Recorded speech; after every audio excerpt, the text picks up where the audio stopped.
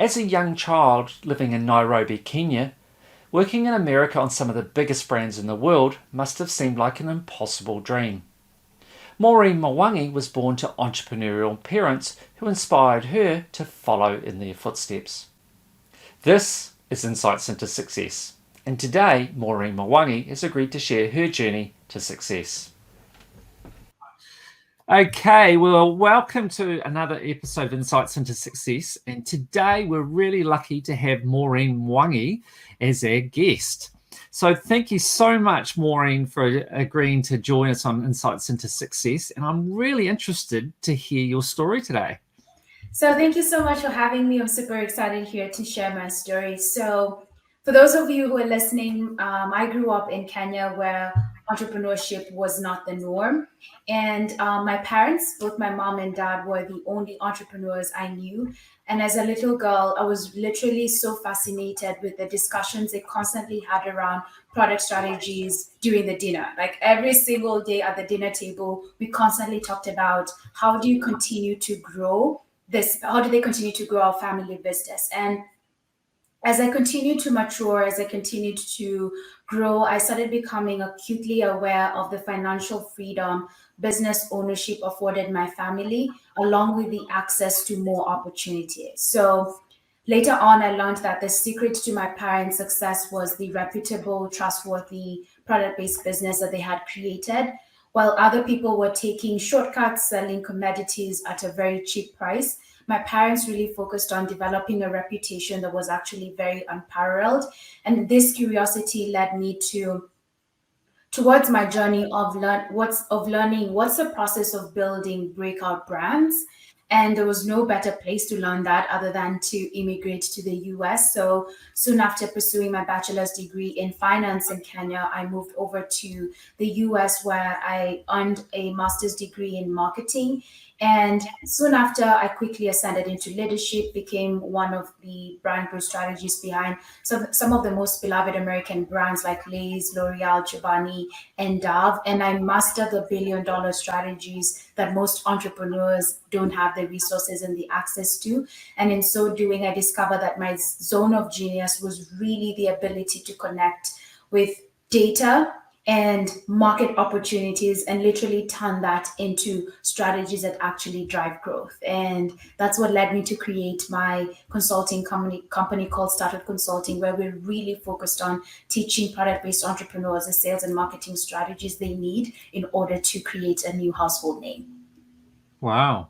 Very interesting. Okay, so I want to delve deeper now and I want to get back and really get insight into your journey. So, can you take us back and tell us where you were born, how many people were in your family, what was life like, what did it look like back then? I was born in Nairobi, Kenya. Nairobi is actually the capital city of Kenya. And I am the firstborn of a family of three. So I'm the first girl, I have a brother, and then I have a sister. And my parents are the only people I knew that had money.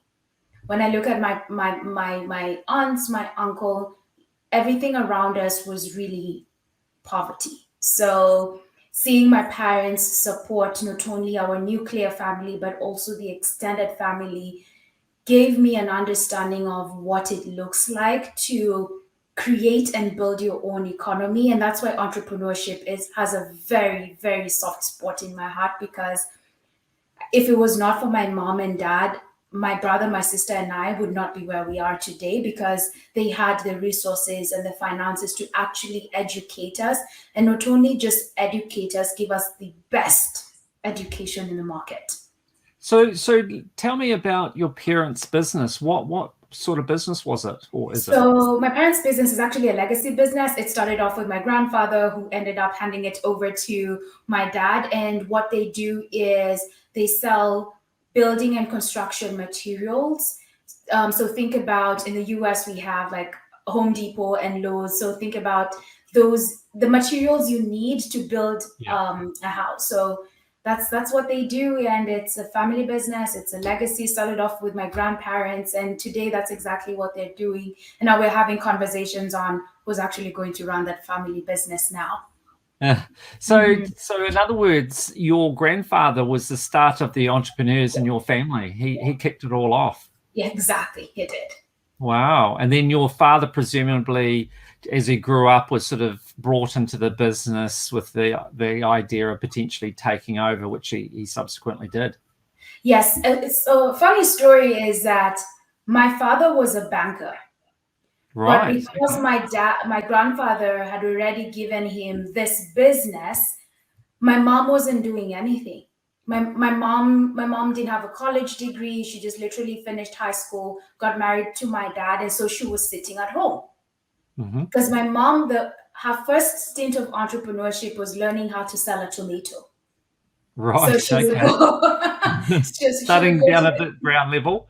exactly, like literally. So she would go to the Yeah. farm, harvest, put tomatoes in a sack, and then actually go to the market and sell. So that's what my mom was doing when she got married to my dad.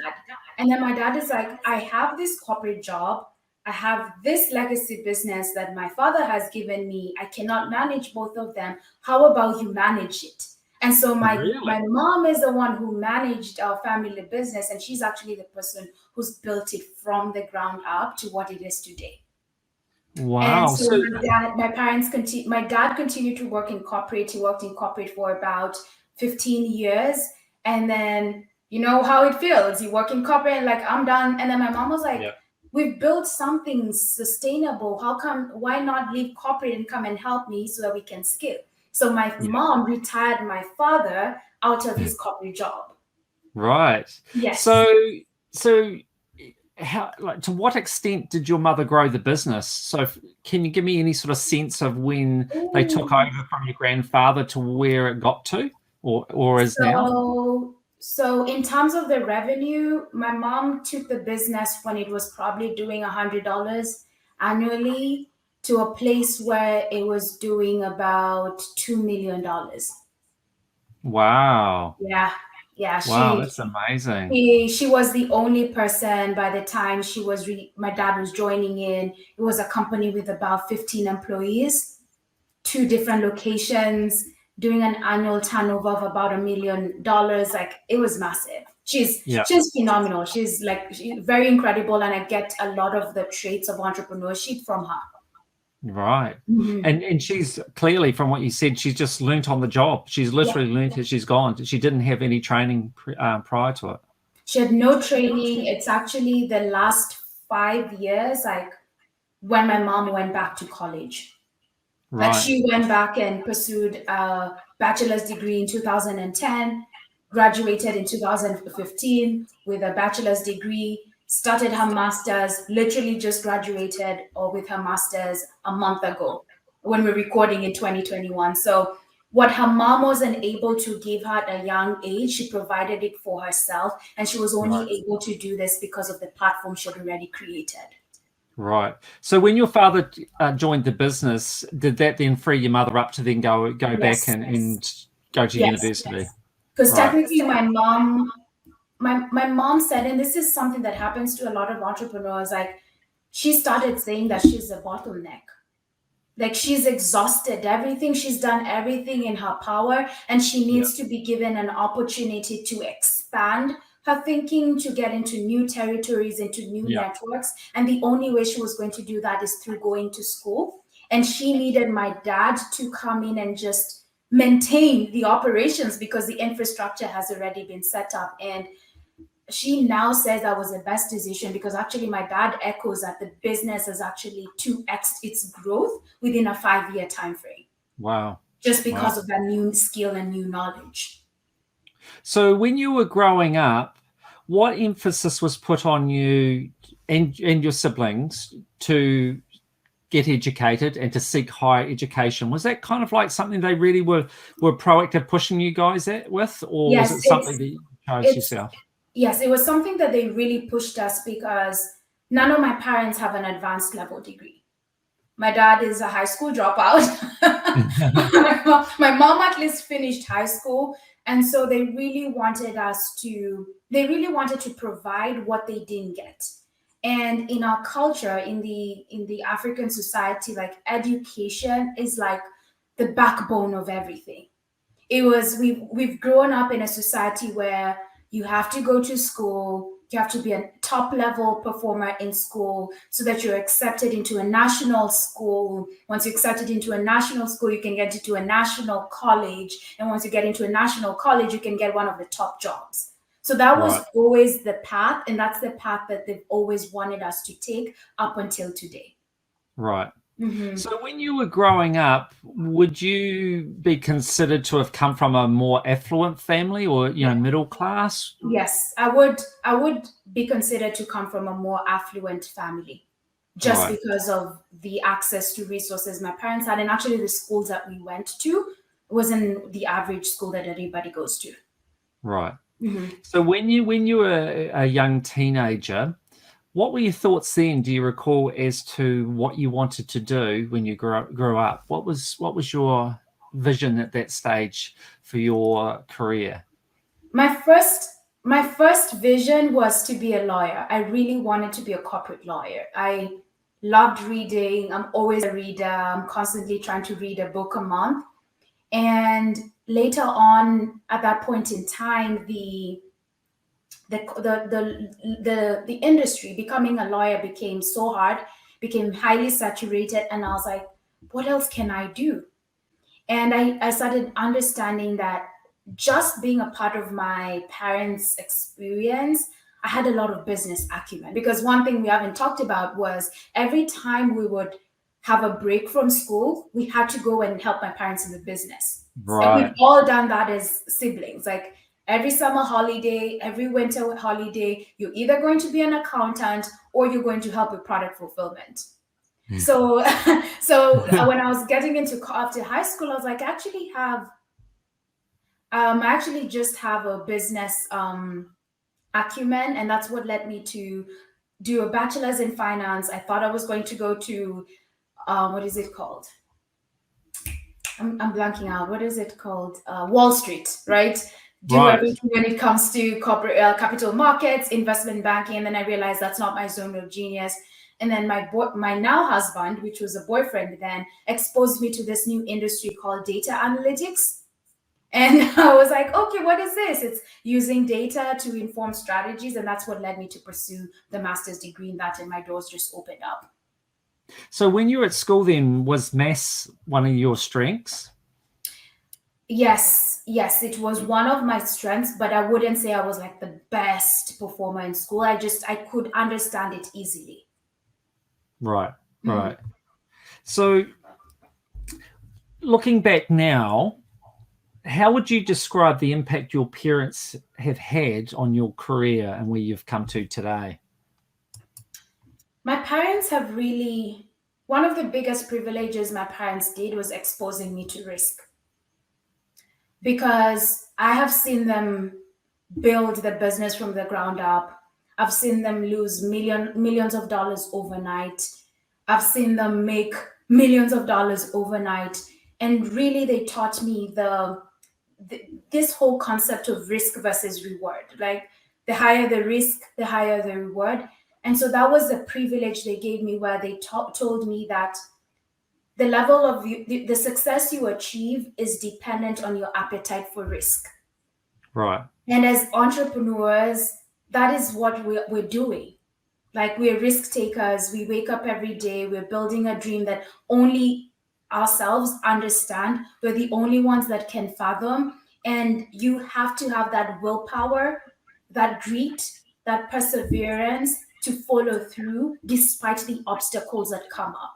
Because there are many times I've seen my mom pass out, and it's a situation, do we call the ambulance or do we fix the issue that is going on right now? And it's just Wow. because of just the entrepreneurship hurdles, and if you own a product-based business, all the issues that go. Can you imagine somebody just stealing over $1 million of inventory that you've literally just stocked up a night ago? And you're and Wow. and that's cash, because inventory is cash. So you may Yeah. think you have a product, but that's your cash is tied up on that physical inventory. Yeah. So having had that insight into the stresses that your parents went through with the business, that clearly didn't put you off. No, because they always emerge. They emerged as winners, and the recipe for success that they taught me was that you just have to believe in yourself. Right. That's what they taught me. They taught me that this life is all about problem solving, and your decision is to choose whether you're going to let this obstacle throw you out of the game, or whether you're going to navigate through this obstacle and become a champion. Right.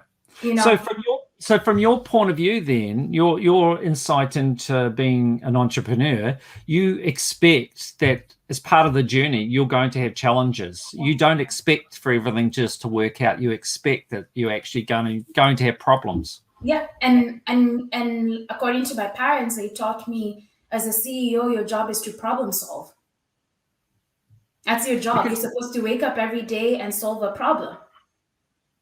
Because of course, one, or at least from my point of view, one of the issues that I see often in the media is that they don't tell you about the challenges that people face to achieve success. They want to gloss over that because I think inherently well, I'll be careful how I generalize here, but a lot of people are inherently lazy. And they want to know about how to get rich quick or how to achieve an amazing body quickly. They don't want to hear that you've had to work really hard to get that incredible body or really hard to make all that money.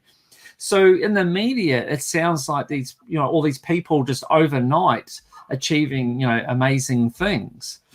And that concerns me because it worries me that people will have unrealistic expectations. They may have a good idea, but as soon as they come across the first obstacle, they may quit because they're not expecting that. And as soon as they hit problems, they think, oh, this is a sign it's not going to work or it's not meant to be. So I'm out of here.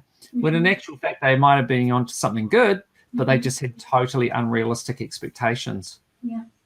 What the media is portraying right now is, for lack of a better word, it's pure BS. Yeah.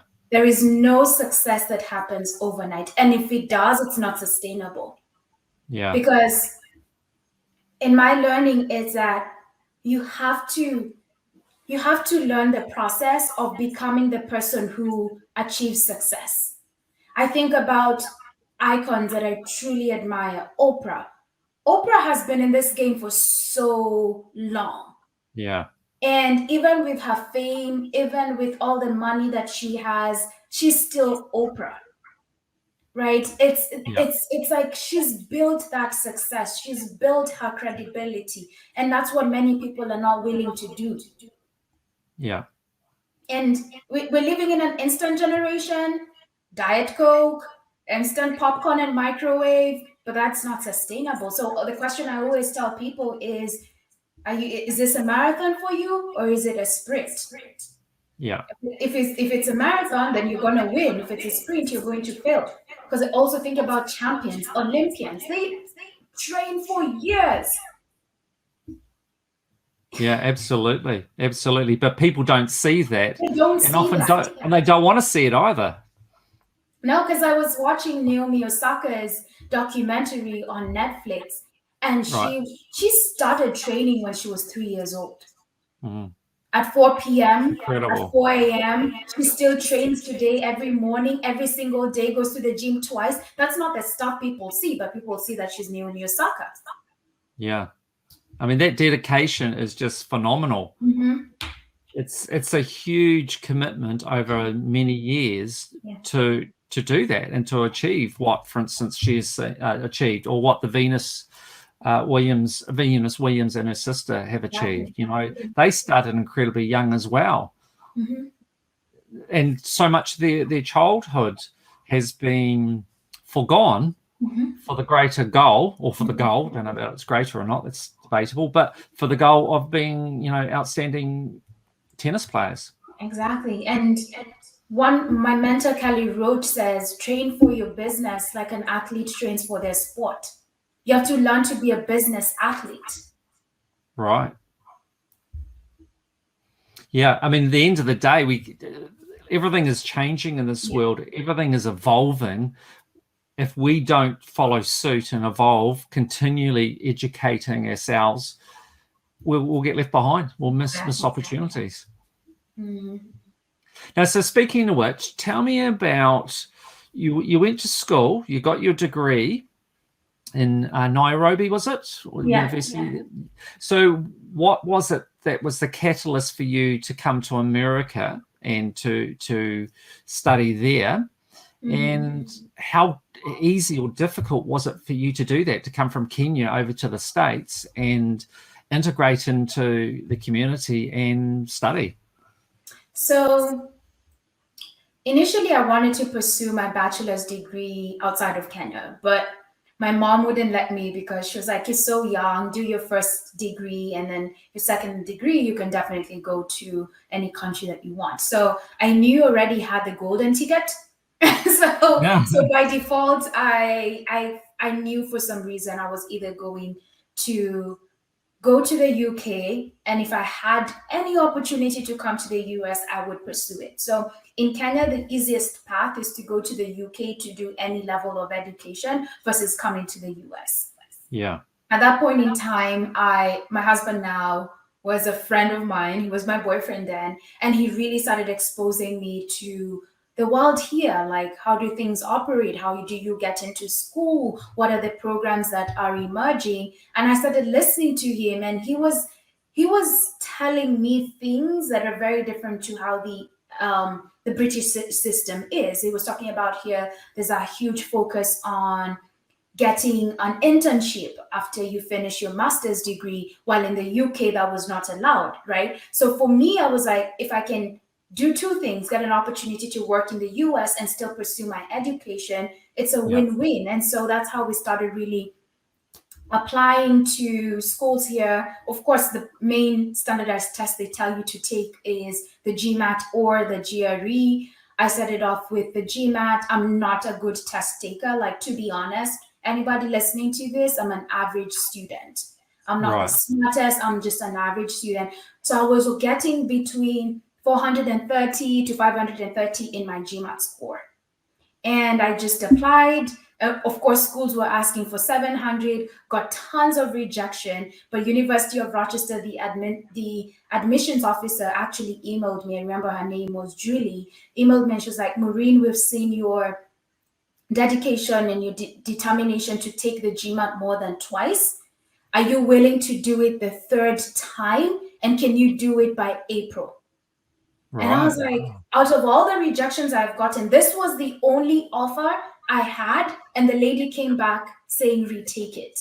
So I, Right. I had to retake again. I spent like 3 months studying day in, day out, but I'm not a standardized, but I'm not a good test taker.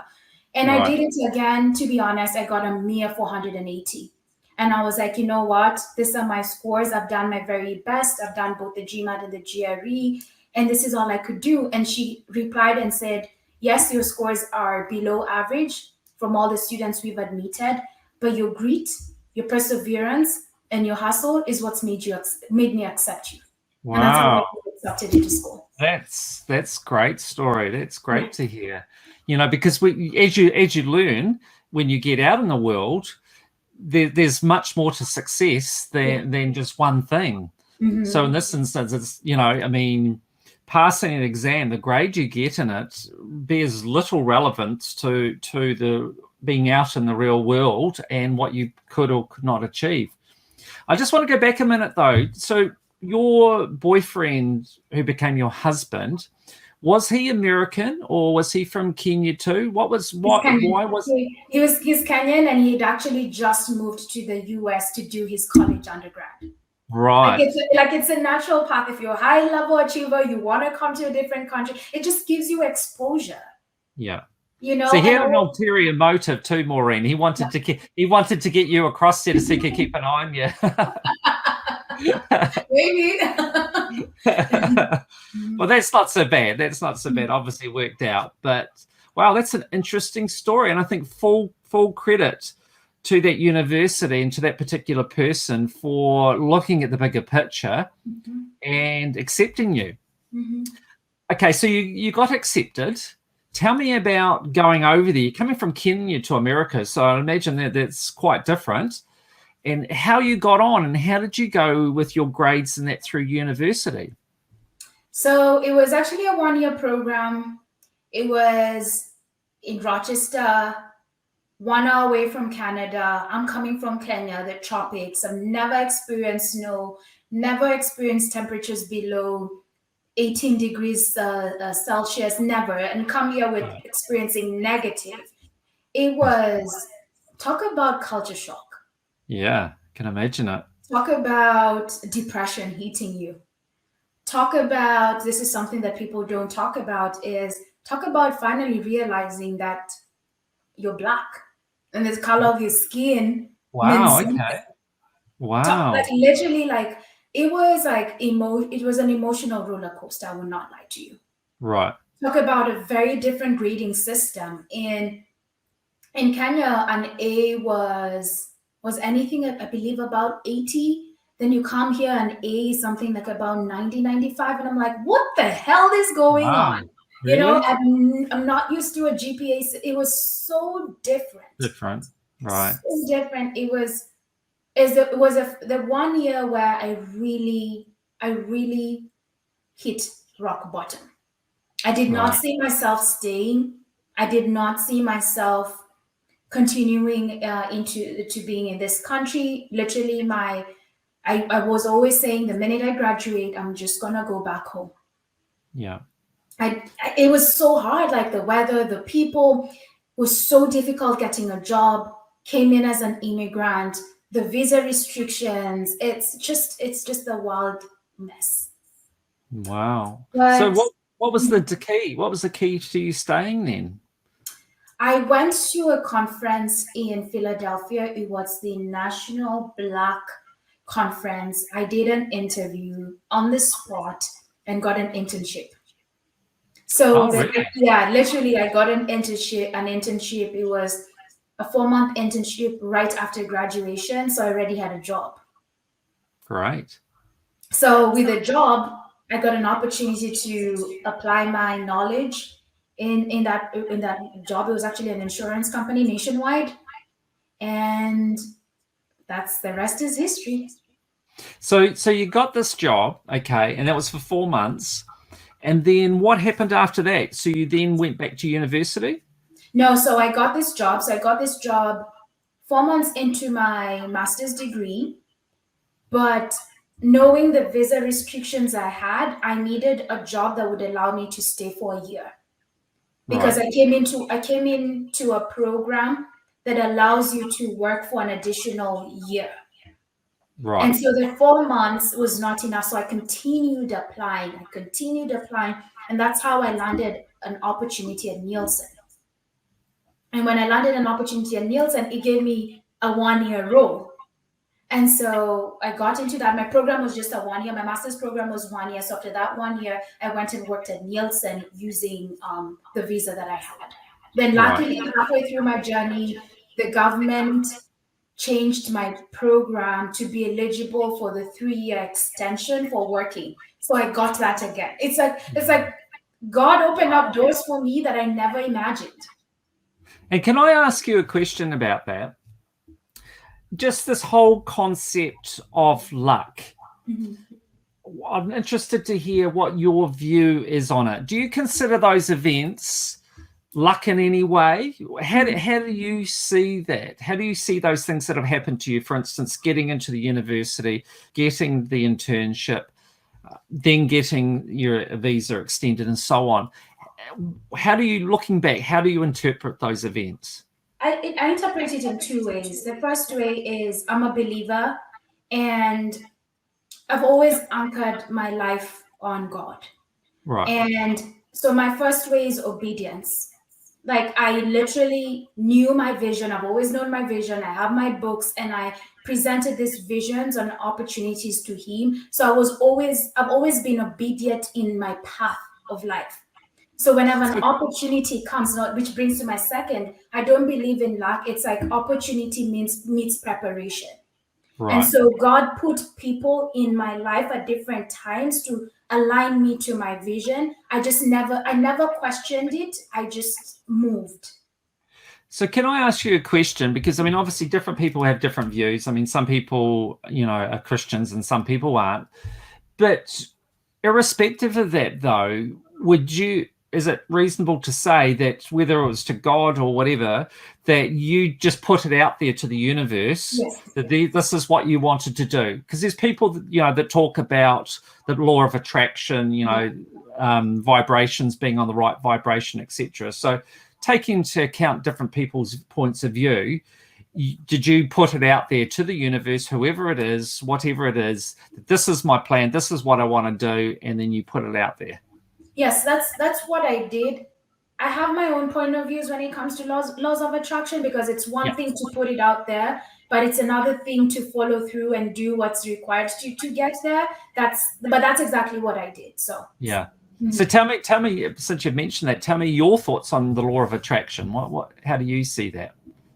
My biggest, there's always a misunderstanding on when it comes to the law of attraction. A lot of people think that I just see it manifest and say, I need $1 million and it's going to come. It doesn't happen. Like there's certain things, there's certain things that you have to do. There's certain processes that are required for you to get that. And people never talk about that. You can talk about frequency. If we talk about the frequency, it could be the frequency of who you are, the frequency of how you're vibrating. Are you operating in abundance, or are you operating in scarcity? If you're operating in abundance, you're willing to spend. Like, there's so much intricacy that people don't talk about, and that's the hard work. Right. But then there's always this notation of the law of attraction. If I say I want to be to have an 8-pack tomorrow, it just doesn't work like that. Yeah. So would you subscribe to sort of the thought that, okay, if you want luck, or whatever you want to define it, if you want things to come your way, then you need to get out there into the world and do things. And the more that you're busy out there doing things, the more likely things are to come your way. But if you sit at home and just say, try and I'm ordering up, I want to, I don't know, make lots of money, it's not going to happen. That you've actually got to get out there and actually participate in life and do things if you want things to come your way. Yes, and a better way of putting it is you have to co-create with the universal God. Right. It's a co-creation. Right. Right, makes sense. No, good to hear your point of view on that. And I definitely are on the same wavelength as you on that regard. It's just, and I just, because some people just say, oh, well, those people, they're so lucky. And that is such a limiting attitude to have. And it's just a big excuse. No, as far as I'm concerned, they've made their own luck. They've gone out there, they've done things. And by being active out there, participating in life, things have come their way. But if you're just going to sit back all the time and view other people and judge them and have this kind of luck versus unlucky attitude, to me, you're going to get what you get because of your mindset. You need to change your mindset and get out there and participate. And my funny thing, my husband has this quote that he says, life is for the takers. Yeah, that's a good quote. You've got to go out there and grab it. Go grab it. So since you've brought him up, I'm going to ask you a question about that. To what extent do you feel that he has been a key influence in getting you to where you are right now? Oh, huge. Like I would say 99.9%. Like, right. I didn't know anybody in the US. He's the first person I knew, taught me the path to follow. I got into corporate. I had this amazing job, most coveted position anybody would ever have. And I'm busy talking about this dream I want to build. And he's like, okay, go ahead and build it.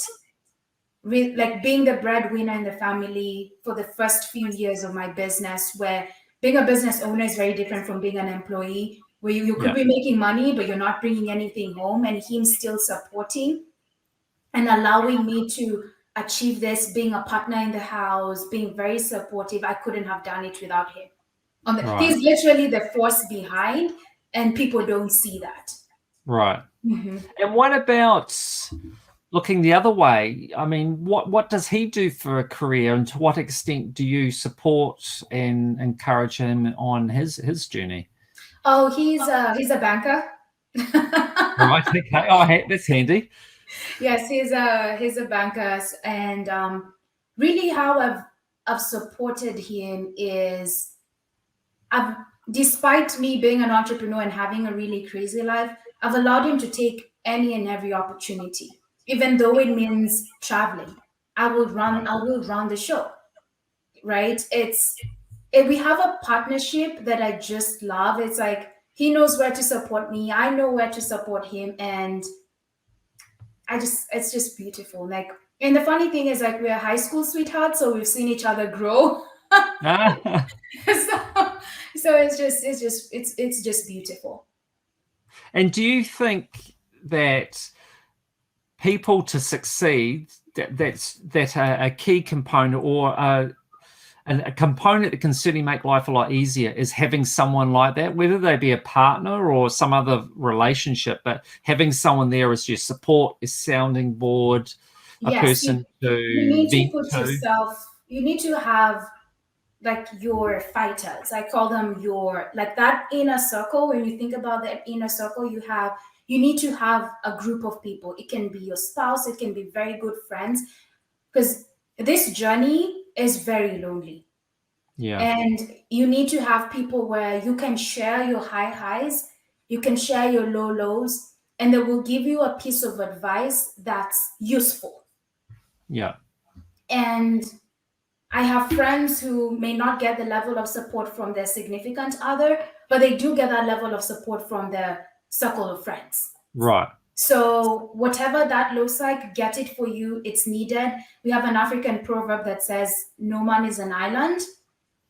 Yeah, And yeah. that's truly what it is. And at the end of the day, we may be business owners, we may be entrepreneurs, but we're just human beings with very hectic lives.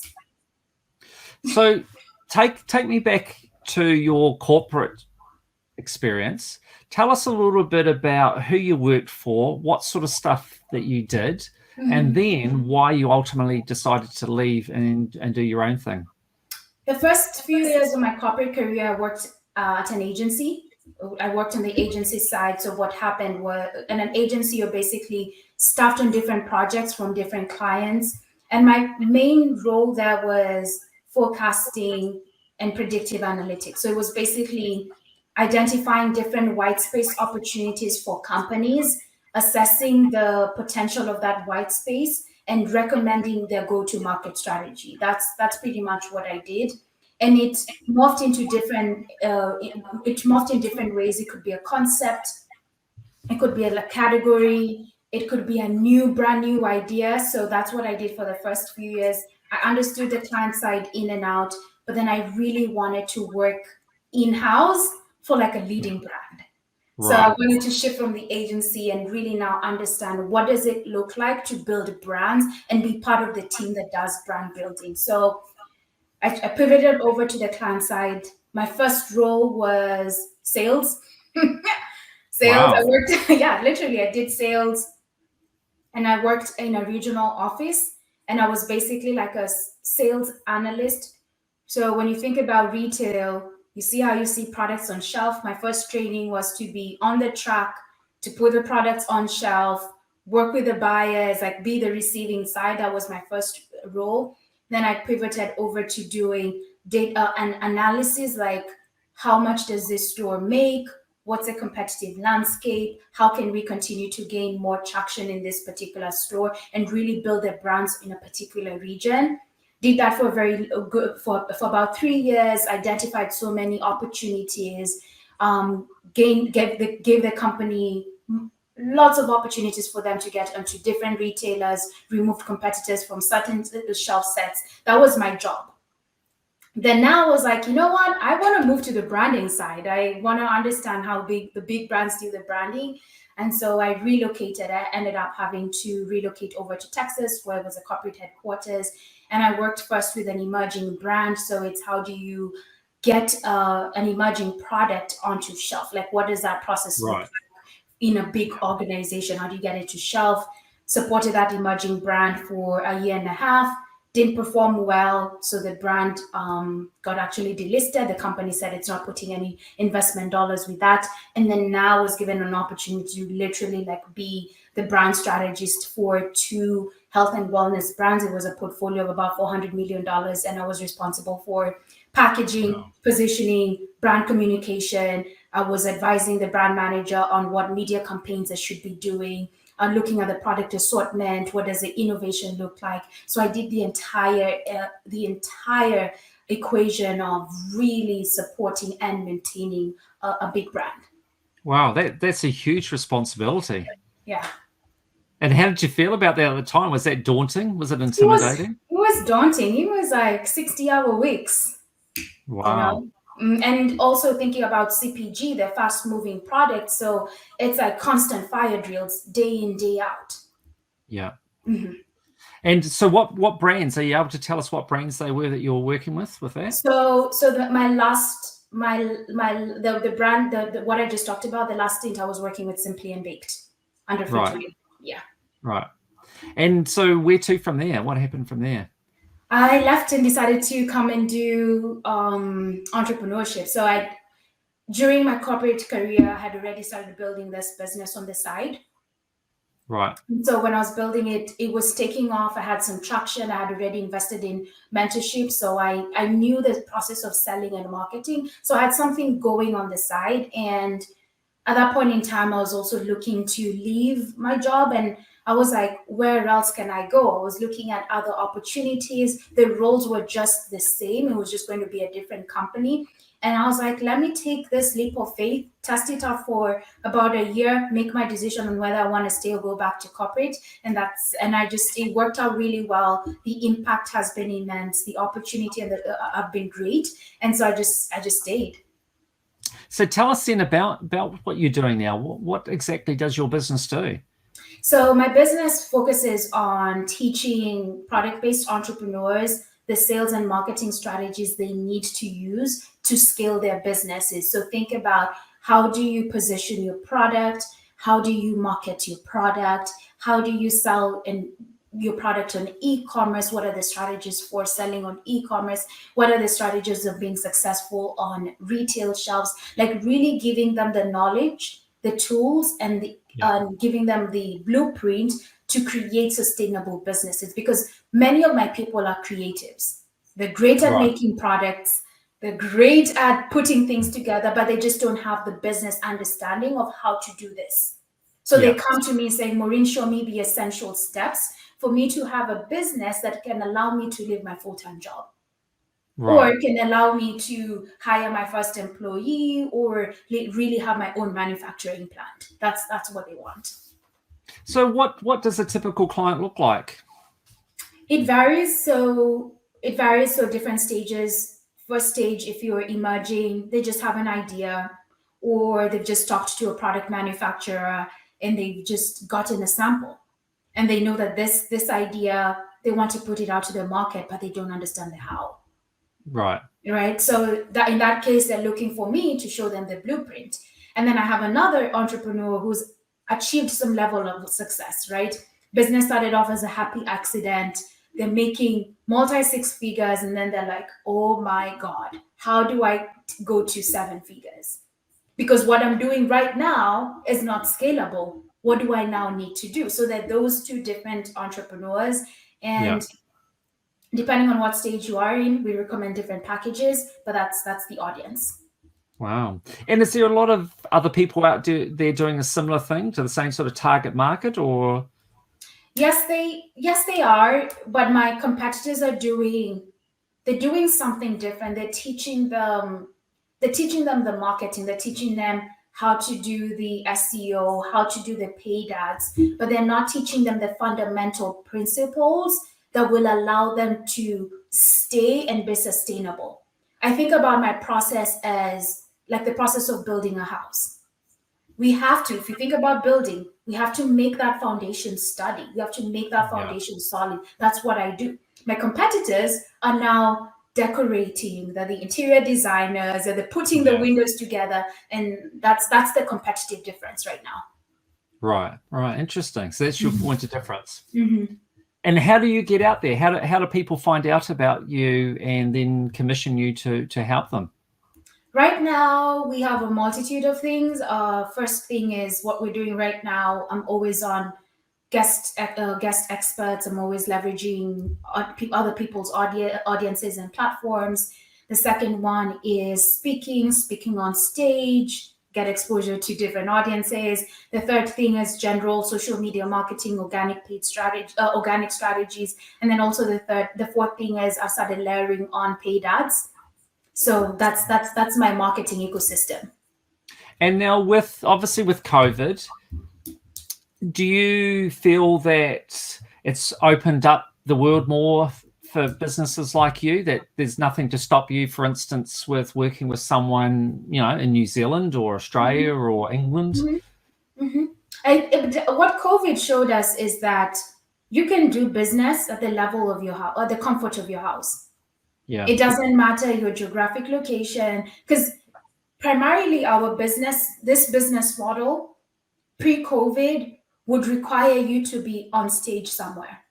Right. Would require you to travel, would require you to be at your client's site.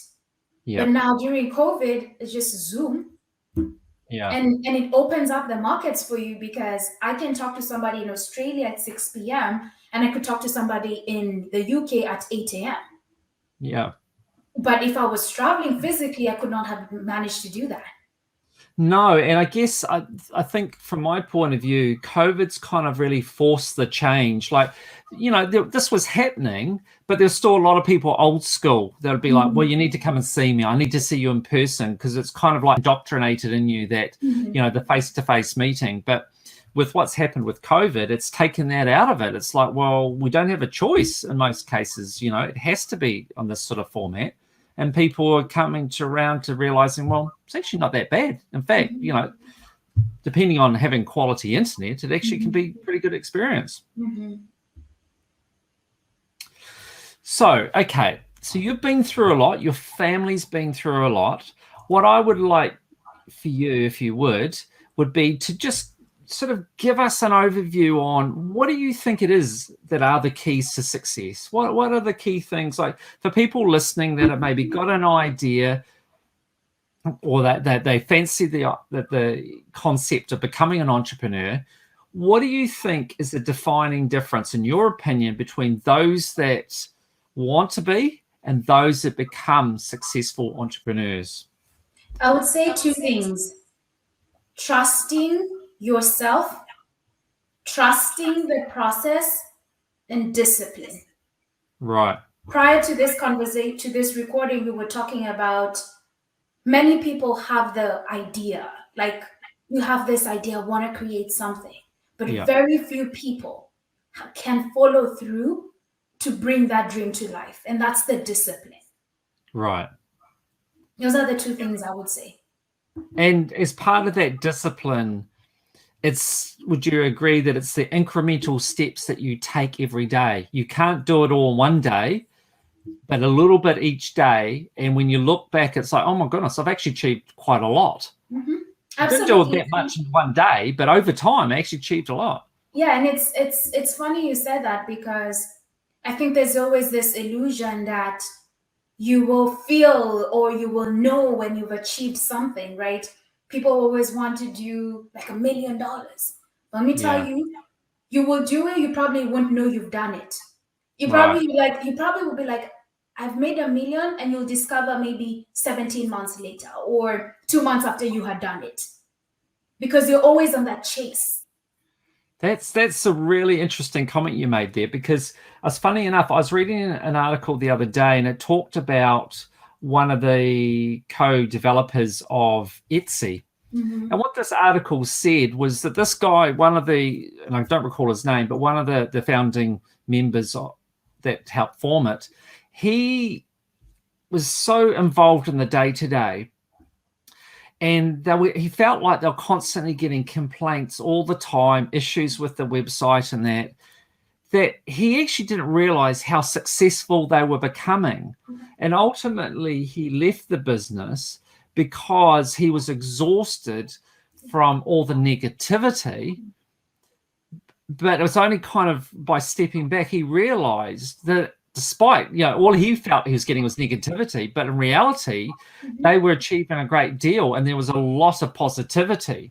but he didn't know it. He was just so immersed in that business. So to the point he'd had enough and wanted to go do something else because he was worn out by the negativity. But similar in vein, this whole thing that as an entrepreneur, you can be so busy doing your thing that you actually don't really realize what you've achieved. You won't. Up until, like, especially if it's financial, up until your CPA sends you your reports and like, what? I did that? But now it's like you're constantly putting fire drills and chasing after the next thing. And that's why I usually tell people, just don't anchor yourself on that milestone. Like, just embrace the process, follow through, understand that this is the journey, and naturally the results follow through. It's like fitness. Think about it. If you go to the gym saying, I'm going to lose weight, you will not lose weight. That scale will not move. The inches will move up until you say, you know what? I'm going to the gym just to enjoy this process. I'm giving myself a year to lose 50 pounds. And then you'll be like, I just lost 50 pounds in 6 months. Okay. So I'm going to segue in there. So what about with the whole concept of making money? Is that the same, that rather than going into a business that I want to make $10 million or whatever that figure might be, should people go into business like that, or go in for the enjoyment, do whatever they want to do, and that if they enjoy what they're doing, the money will take care of itself? What's your view on that? I would say go into business with the mindset of solving a problem and providing a transformation. Right. Because those wins, you'll notice them faster than seeing 10 million. Yeah. Because if you go with the mindset of making 10, you won't see that 10 million, my friend. And that's why you'll give up. Right. But if you go in that I'm transforming, I'm providing a hair care product for somebody to have moisture and hydration, then you get a call from a client, my hair has changed, my hair has grown. That's a win. And that is what will constantly keep you in the game. And when you operate from that standpoint or from that lens, the money is just like a result of it. Yeah. It'll take care of itself. It'll take care of itself. Yeah. Because in entrepreneurship, the money doesn't come first. It's the first few years, it's you pouring in. Yeah. Like it's you nurturing that baby, feeding that baby, letting that baby crawl, letting that baby stand, letting that baby start feeding themselves before they can be independent. I usually equate it to a child, the growth of a child. Right. So do you think, is it important or is it not important to like what you're doing, to whatever the project is, the business is it that big a deal whether you like doing it or not? I think it's important that you do it and you love it. I think it's important because, like we talked about, the challenges are enormous. And if you don't love what you're doing, I don't think you'll be able to persevere through it. All right. And I think, to be honest, the greatest success in anything comes from operating in love. Your family, your spouse, everything. You have a beautiful marriage if you're going in with love. Right. Same thing to your business. Yeah, that's a nice way of putting it. I mean, because we know, as we've talked about, every journey has its ups and downs. It's twists and turns. It's not a straight line. So if you love what you're doing, then you're more likely to be able to cope with those twists and turns and those ups and downs. But if you don't like what you're doing, then as soon as you come to those challenges, there's a high chance that you're going to go, well, I'm done. I don't like this anyway. I'm out of here. Absolutely. And like you were saying before, it's kind of like having a higher purpose. Rather than thinking about the money, you're like, well, I want to solve this person's, problems. And get enjoyment out of hearing back from them that I've fixed their problems or I've helped them achieve their goals or whatever that might be. And then the money, it'll come after that. All right. Well, thank you so much, Maureen. I've really enjoyed talking to you. It's super cool to talk to someone in Chicago. Isn't technology great? I'm here in New Zealand, and it's 1 o'clock in the afternoon, and it's probably about 7 in Chicago, right? So you've had a long day. But thank you so much. It's been very interesting to talk to you, and it's inspirational to hear different people's journeys. And for you, to come from Kenya and go to America and to achieve what you've done, that's no easy task. That's no small task. So full credit to you. And it's nice to hear the story about your partner as well too, and to the extent to which he's actually helped facilitate you becoming the best person you can be. So thank you so much for your time. I really appreciate it. Thank you so much for having me.